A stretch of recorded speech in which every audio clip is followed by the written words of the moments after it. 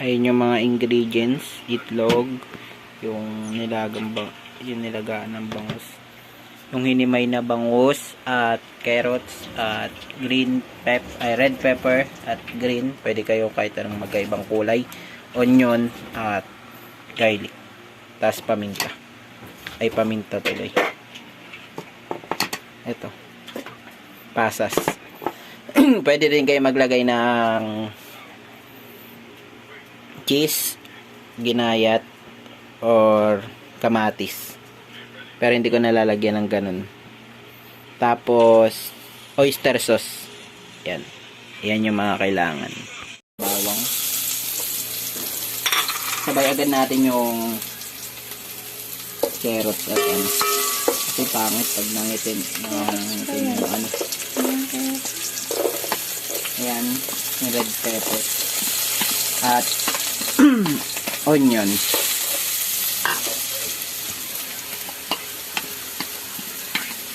Ayan.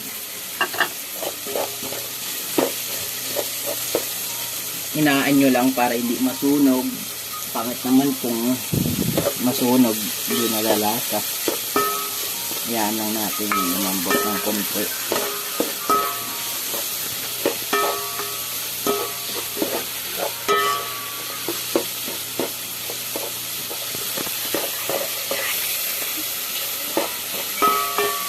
Tapos, lalagay na natin itong laman ng bangus na hinimay. Kung may tinik pa tanggalin.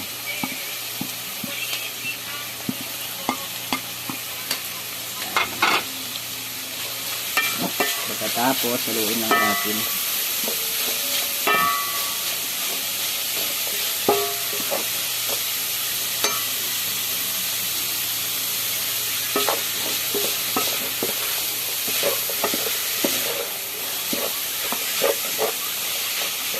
Haluin lang. Nasilagay natin yung carrot.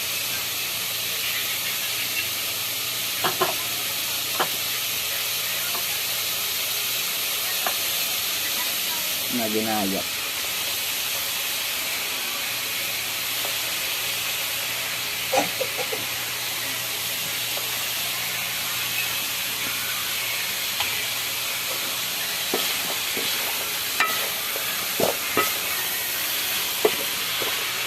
Medyo lakasan natin yung ano para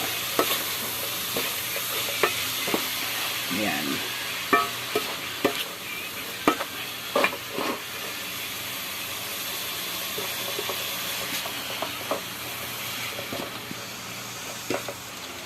Yan, lagay natin yung oyster.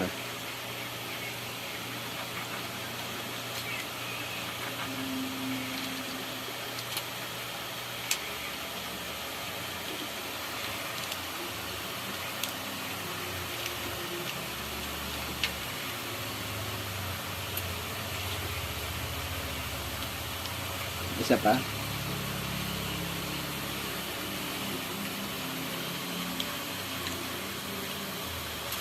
Saka magic. Nandito daw kasi ang tunay na sarap.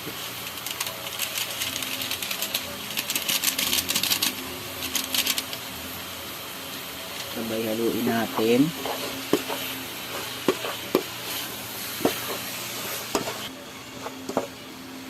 Tapos ilalagay natin yung pinagpakuluan ng ano, kaya wag natin tatapon kasi nandiyan yung lasa.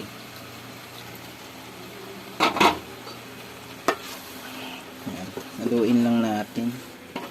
Tapos hahayaan natin siyang sipsipin niya yung sabaw. Ang nilagay natin. Ng ano, para masipsip at hindi naman masunog. Itong itlog, ito pwede natin lagay yung pasas. Kung gusto nyo lagyan ng ano, pwede din ng tomato o ano, cheese para gusto nyo ma-creamy. Pero wala kasi akong cheese kaya hindi ko na nilagyan. Kasi pang ulam lang naman Yan. Tayin natin. Ayan. Mamaya naman. Nalagay natin yung egg. Haluin. Yan kasi yung magpapabuo. Pag nilagay na natin dun sa isda.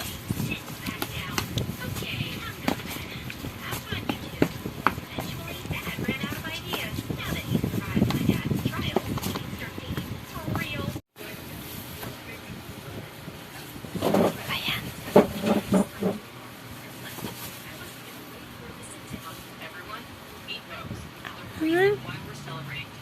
Mukha pinatong yan mo. Nakanap na natin yung plato. Hindi, ano yan? Wala.